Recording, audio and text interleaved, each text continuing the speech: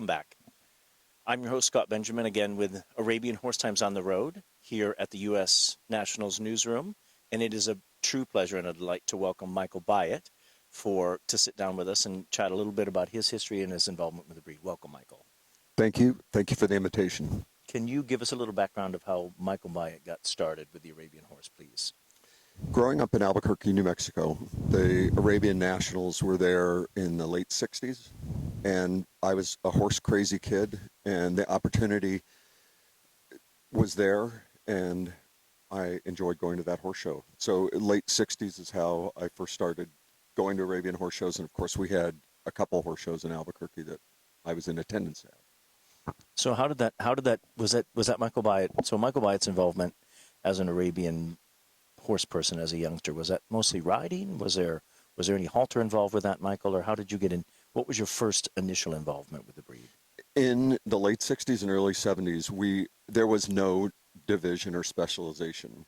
We showed the same horses in halter. We showed the same horses in English and Western and Park and everything. And this goes to other successful trainers like Gary Durth. We all showed halter. We all showed equitation. We all showed in every division and performance. So it was a complete everything, and combined with my real love, and that was trail riding up and down the Rio Grande River, which I've spoken about a lot because that was my first love, is just getting out on a horse and riding it. Yeah, I think most of us have that initial experience with the horses. And so, Michael, it would be modest to say that your involvement and your impact in the breed has been profound. You're one of the few, if not the only person that's had the ability to ride, national champion Western pleasure horses, national champion English pleasure horses, and a multitude of international and national champion halter horses. How has that impacted your life as a horse person?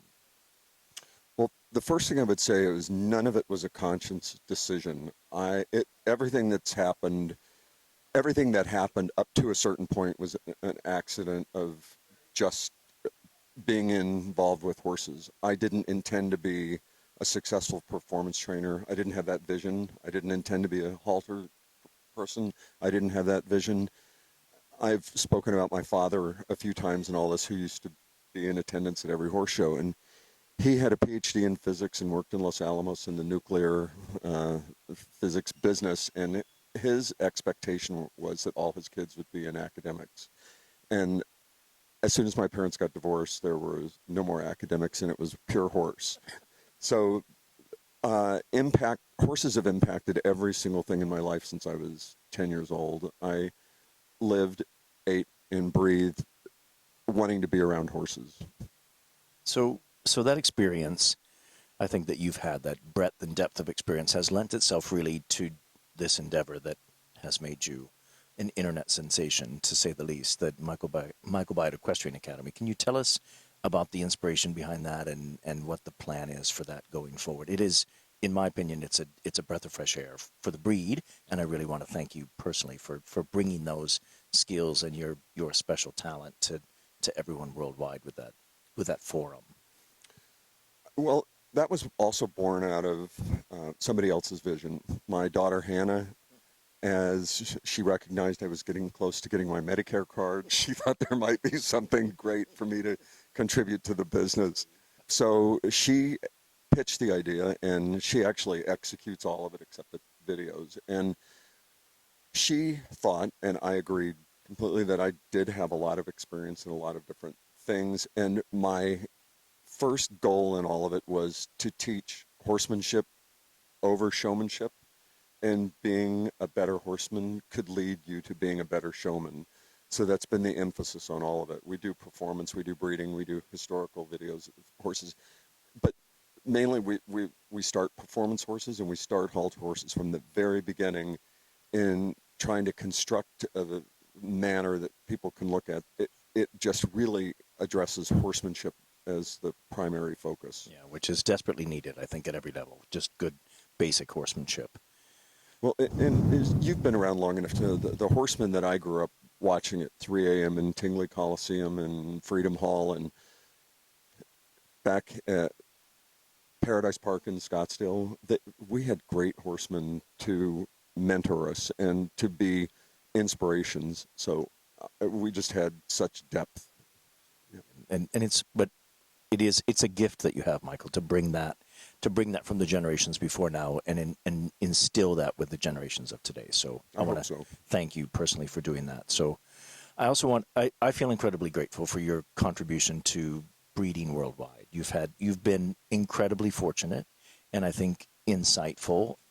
Well, certainly Marwan, Ghazal, all their children, Besson. There've been a lot. It's hard to single out just one, but what drove me to seek those horses that have become so famous and so influential was I had a clear vision of the horse that I liked and wanted, and it was easier because I had the clarity of my own thought and vision to seek those horses that kind of fit that. And who knew, really? I mean, I looked at Marwan as a yearling in Doha when Eileen Burdick showed him and beat the reigning world champion. I thought, my God, that's the most beautiful colt. Could he have been a sire? I thought so. And I thought so with his father, Ghazal. And at that time, I owned Farid and Kajora, and those were horses that had impacted me, one for its incredible beauty, the other one because of its incredible everything. Yeah. So Michael, you've been privileged to have plenty of special moments here at U.S. Nationals here in Tulsa and Albuquerque and Louisville all through these years. Are there any special moments that stand out for you with horses that you've shown and other horses that other people have shown that are really memorable for you about U.S. Nationals? Sylphon in 1980 was unexpected. I had, at that point, almost won nothing at the national level. I'd won some top tens in various performance classes, but never a big one. And to go in there and win the Open Western at 22 years old was just crazy. And that I can still draw back on every one of those feelings I had when I was in that lineup and number 589 was called out. And it was. I love that you still remember that. That's fantastic. I do. Yeah. And I remember where I was on every card. 42 years later, Michael. That's amazing. So that was an immeasurably important moment because actually at that point, I kind of, in the eyes of people putting horses in training, went from a regional trainer to a national trainer, and it led to Dinerca and lots of other things. But Rave Review, winning the Open English, that was my heart horse of my life, that horse. So winning the Open English after having been reserved the year before, that was huge. Bettina was a collaborative effort between Mike Neal and myself and the owners that was huge.